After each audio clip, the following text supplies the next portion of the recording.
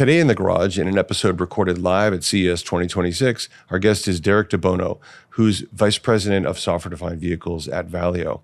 Valeo is a famous Tier 1 supplier in the industry, and they've been doing incredible innovation in software and evolving their systems and vehicles to software-defined vehicles.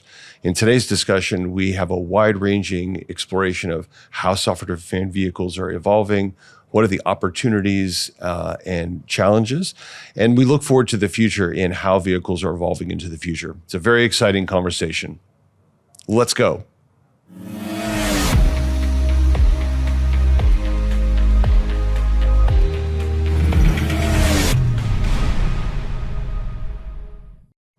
Welcome to the Garage. I'm John Heinlein, Chief Marketing Officer with Sonatus. We're here at CES 2026 at the Sonatus booth in our podcast studio.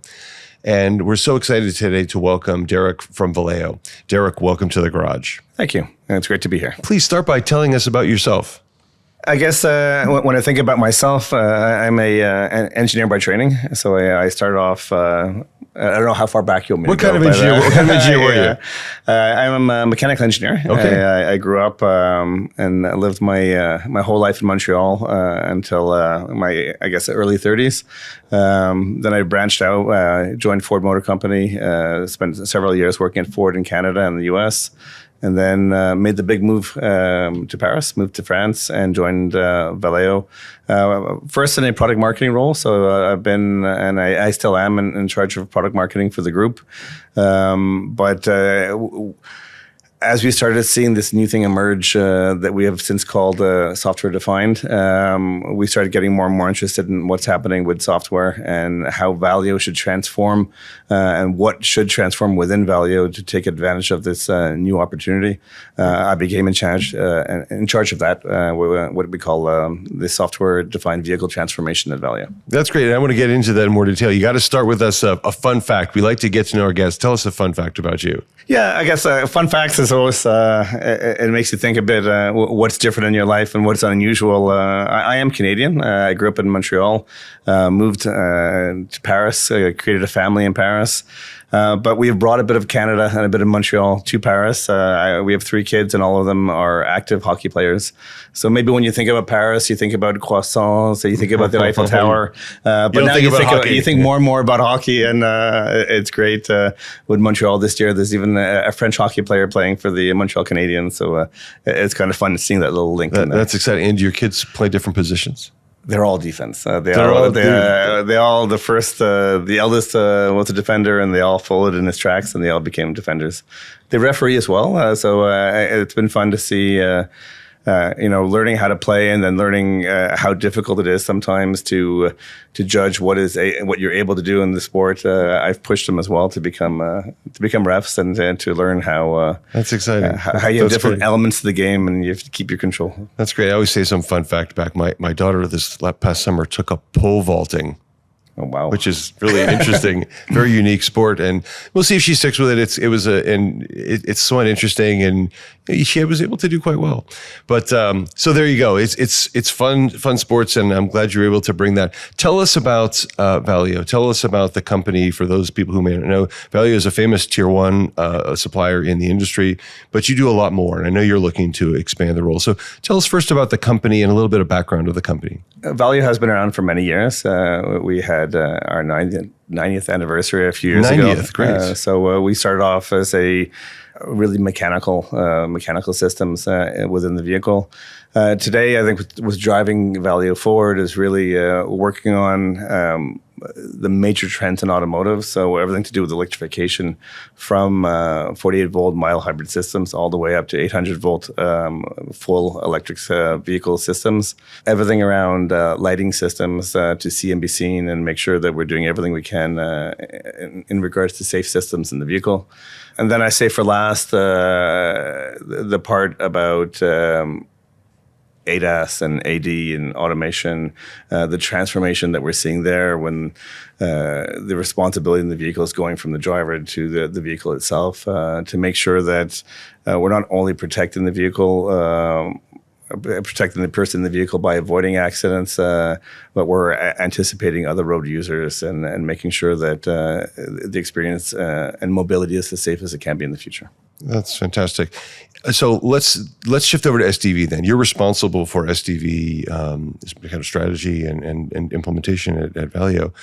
Tell us about how you're considering that change and what are some of your strategic focuses in that area? When we first started detecting the separation of hardware and software, we sort of took a look at the role of Valeo within. We've been supplying embedded software systems into components for years, whether it's a parking system, a lighting system, or even different powertrain related systems.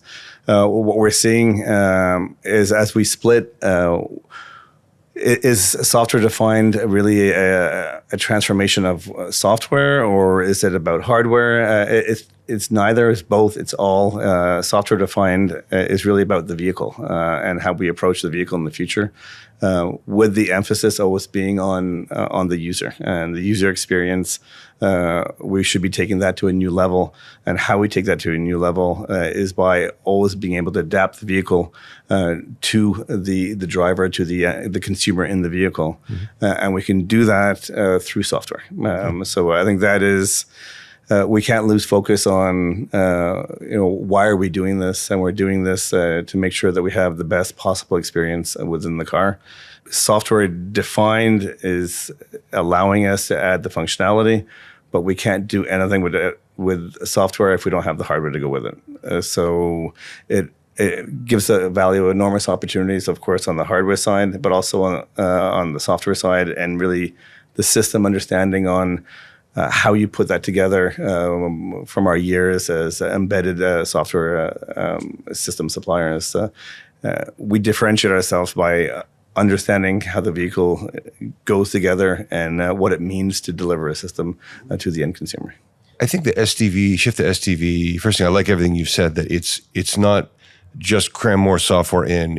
I think it's a more holistic way of thinking about it from a system thinking, and thinking about decoupling hardware and software in different ways than what had been done before. Because historically, the hardware and the software is always there, but the software was tightly coupled. Oftentimes, it was never changed, and so the architecture choices you made, the things you cared about, were different than in a world where you know that maybe software is going to coexist with other software. Software is going to change over time. Capabilities will change over time. And I think it causes different thinking. Exactly. I think the big change there is AI. When we think about software changing over time, the more and more AI systems, whether it's end-to-end or however we want to call it, the vision, language, action models that we hear a lot about at CES this year, these are learning models. So as you get more data, you see more edge cases. You don't want to say, oops, the vehicle is ready in production, we're not going to touch it. No, you want your driver, your consumer to get continually updated versions of the software to make sure that they're living the best experience in the car that you're capable of giving them. And we're able to do this because of software defined, because the software is now centralized into either a domain controller or a central compute unit. It's connected to the outside world. The vehicle is always connected. It's a connected device, and the car manufacturer is able to over the air update that algorithm to make sure that they're getting the best experience possible. Yeah, just before we started recording, we were out in the demo floor, and we were talking about just that, an example where by monitoring the way the vehicle operates, by monitoring environmental situations, you can make improvements, you can improve safety, or improve capabilities. We were just talking about that before we started, so it's very, very topical. How do you think SDVs, the shift to SDVs, is changing the way automakers and suppliers writ large, can have to interact? Yeah, I think when we think about how we're acting today, we're interacting much more as partners. Over years, there was also a hierarchy in automotive, a pyramid of sorts between the car manufacturer and the different levels of suppliers. We're seeing less of that to deliver the real state-of-the-art vehicle systems, the SDVs of today. Everyone has to work together, and there's no one's more important than the other. Everyone's delivering key elements of that vehicle. So it's created much more of a ecosystem, a partnership environment, and it's refreshing. It's nice. It's nice to see that it works, and when it works, and when you see it really working fluidly between all the elements, it's incredible what our industry can deliver. I mean, historically, in older systems where the software is more deeply embedded and deeply tightly coupled and deeply embedded, OEMs cared a lot less about what the specific software did, as long as it achieved the mission, I guess I would say. Do you see that changing, where they're more interested in, for example, understanding the architectures that are inside, understanding and having access to the software? How do you see that, their level of abstraction, if you will? Do you see that evolving? It's evolving, but the vehicle is complex. There's a limit to being able to see everything and understand everything, and that's why I chose the word partner, because you really have to rely on your ecosystem and the expertise of each and what they're bringing to the table. You need to have a understanding, but not a complete understanding of everything. I would say. I think the vehicle is too complex today to understand everything. And if you have a partner bringing maybe the VLA model, the vision language action model, I think you have to delegate that to them. And they're the masters of that really core piece of software. There's no way a car manufacturer could become an expert of that at the same time as they are. So you need to understand. You need to be able to put it all together and deliver a vehicle to your customer that you're proud of and responsible for. But I don't think you have to be the expert of every different component. I totally agree. And I think there's no doubt there's still going to be the right, I would say, a smart division of labor between the parties. In a world, you talked about a lot about software updates and over-the-air updates. How much do you see the pace of OTA updates changing? We chatted about that a little bit beforehand. Because historically, the OTA updates were relatively infrequent. And even in vehicles now where you're starting to see OTA updates, it might be every 6 months or every 3 months or something. Do you see that that's changing? I think definitely. I think more the incumbents, the traditional car manufacturers as we know them, they tend to be a little slower in the updates. They'll group many small updates into major updates. I think it's more the way we used to do things in the past. You look at some of the new players, and when I think about new players, either on the West Coast in North America or in China, the iteration and the number of updates is probably 200-300 a year. Right. They go a lot faster. They're not waiting for a big one to add a little small ones. I think that will probably be the trend more in the future. But I understand why we group, because we need to test and validate. We have digital twins running in the background to make sure that the interaction is working with everyone. But by doing many small ones, I think if we see an issue, we can always pull back. I think that's a bit of the approach to some of the companies as well. And then, we were talking about the process on the front side, I think, but then on the flip side, what do you see are the opportunities, for the OEMs, for drivers, for value creation, for loyalty and so on, that SDV can bring, perhaps compared to what would have been possible before? Yeah, I think SDV is a huge opportunity for the end consumer. The pressure of specifying all the options you want on the vehicle when you buy the car, it could technically disappear in the future, because if maybe when you buy a car, you're a young college graduate and you have a certain budget, so you spend everything you can on your car to get the best of what you want, but you can't choose everything. So as you start working, and the car can evolve with you, and there's this notion that it's a purchase that might last 3, 5, 10 years. It doesn't mean your life is not going to change over that 3, 5, 10 years, but your car can now change with you. You can add more horsepower. We've seen that in some vehicles from Mercedes or from Volkswagen. We can change lighting systems. Another one that we've seen with Audi. You can definitely make the car physically change if you have the hardware in the vehicle, and then you can also add new functions and We see that a lot with Tesla as well, when they're continually offering new surprise and delight features in the vehicle. So I think for the end consumer, there's a clear way the vehicle could age with you.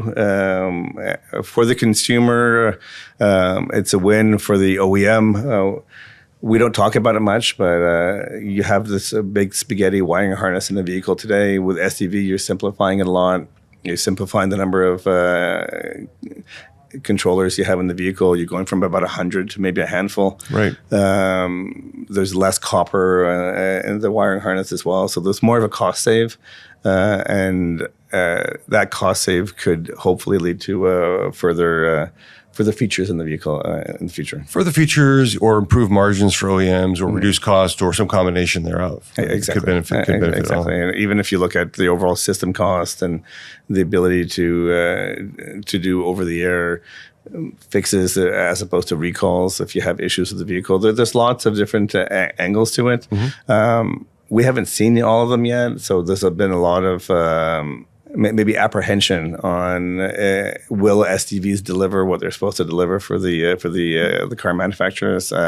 Will end consumers really buy the features and functions that we're proposing? I think that we're still early on the path there, and we will see benefit for both. Well, I'm curious about your opinion of this topic, and if you think it's too controversial, okay. But there's a question of whether these incremental features that get provided are something that's revenue bearing, that you charge for features, or whether they're provided almost as a free upgrade to make your car continuously better. There's an argument for both, and I think you're seeing different models. A significant number of Teslas, for example, Tesla's features that come are generally free. They have full self-driving, a few they charge for, but broadly free.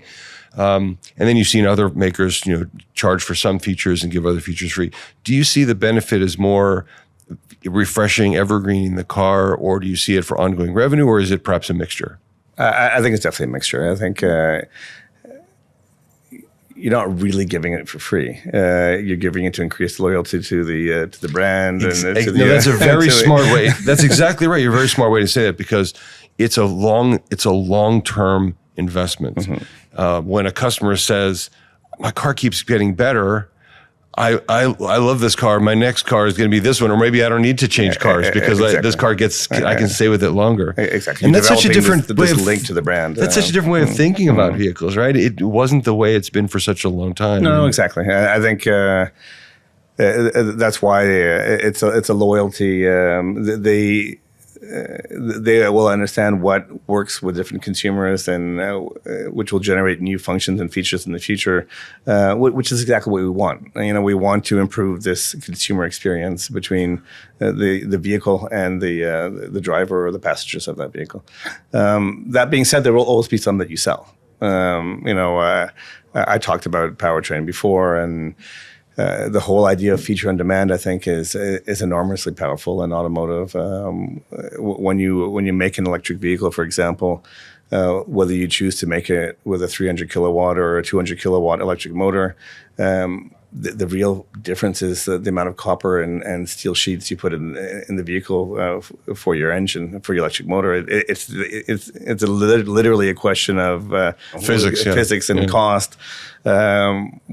If you choose to sell it at 200 and then allow the driver to opt in as and the buy driver's extra salary might increase, or as they realize they might like that. It's I think that's a really good point, because it's controversial. People say, "Wait a minute, you're giving me this car, but I don't have a full performance." Well, that's a very glasses half empty way to look at it. Glasses half full way to look at it is you got the car at a much better price, and if you'd like to upgrade, you have some headroom that you don't have to buy a new car. Well, I always joke about it, and I say it's like a 4-cylinder and a 6-cylinder. Yeah.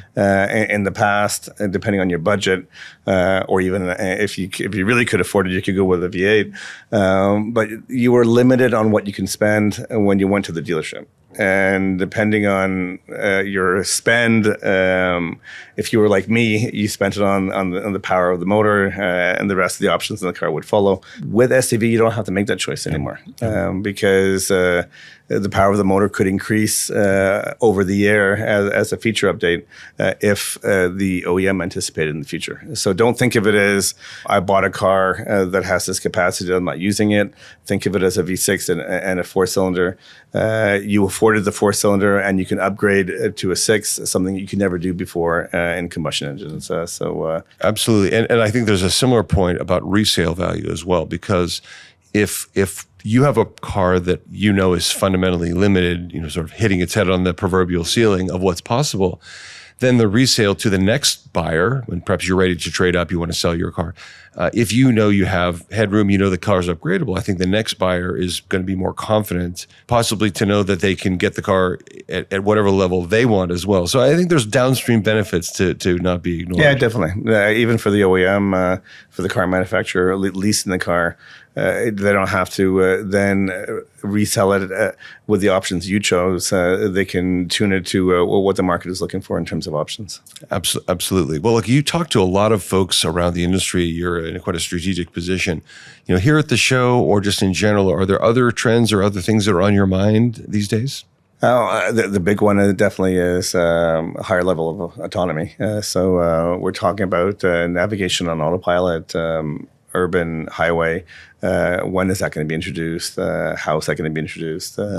I think with the vision language action models and a lot of the work being done on these models today, we're seeing a huge acceleration. I think we'll see definitely pushing to level 3 before 2030. Which I think is a great choice. I say 2030 because I'm trying to be honest with the market, but I think we'll see it before. I think in 2028, 2027, 2028, we'll start to see a higher volume of launches giving you full level 3 autonomy. So, and that for the first time, hands off, eyes off, much safer, much more relaxed driving, especially on long distances. So I think that is a huge one, really enabled by these new models, which then drives this race to have more powerful processors and compute, and how we're going to manage that, and how do we ensure that the vehicle in the future has the compute we need to run the models that we're working on. I think that is a bit of the challenge in SDV today. Yeah, we don't tend to focus on autonomous driving here in the podcast, although in fact that was I spent many years focusing on in my previous role. But it is exciting. I drive a software-defined vehicle. When I bought my car, I specifically chose one that was, I'm not going to name the name, but I specifically bought a software-defined vehicle because I felt like I had to walk the walk that I've been saying. And I really love it. I really love the capabilities. And just the other day, I got a big upgrade of the driving capabilities, the autonomous driving capabilities in this case, is on highways and some sort of off-highway roads. And it's fantastic. And while there's a lot of hesitance about autonomous driving, when I'm in autonomous driving mode, it's probably safer than when I'm driving because it has so many cameras looking 6 different ways. Any of us can sort of miss a blind spot or something, but it doesn't miss the blind spot. So the capabilities are really impressive. And so those people who haven't tried out a car in one of these levels, in a full autonomy is years away, and we understand that. But in certain scenarios, certainly highway for sure, and some other sort of highway-like environments, it can be very compelling and very impressive what it can do. At our office in Sunnyvale, Waymo is just down the street. So there's a big deployment of Waymo in Sunnyvale and in the Bay Area. And you can now get those and drive those. And the numbers are compelling that autonomous driving, those are full autonomous driving, of course, with LiDAR and incredible capabilities. They're often safer than human drivers, and the numbers are very clear. So it's exciting to see the industry evolving. It'll be a journey. Definitely. But it's exciting to see. Mm-hmm. No, I think it's funny you relate autonomous driving to driving like a human. I think it's one of the main points that Valeo has been trying to promote over the years. We shouldn't hold autonomous cars to be as good as a driver. We have to hold them to be better than a driver. Yeah. And that's why we always push and promote really triple redundancy, cameras, radars, and LiDARs. Yeah. Because we don't want it to drive as well as a human, and the humans make many accidents over the course of a year. We don't want autonomous vehicle to make those accidents. So I think Waymo has definitely been a huge pioneer in the U.S., and we see other models coming up and other competitors coming up, and now we start to see it branch out. I think Waymo's moved to Japan; they're moving to London. It's fantastic to see. I think we see Tesla with their model. We see definitely other competitors come on, and I think it's a wonderful time to be in automotive. I think that's a perfect way to wrap up. It is a wonderful time to be in automotive, and it's been wonderful to have you here with us today. Derek, thanks for joining us. Thank you very much. It's been great. If you like what you're seeing in this episode, please like and subscribe to see more like it, both from CES and from our other events around the world. We look forward to seeing you in another episode of The Garage very soon.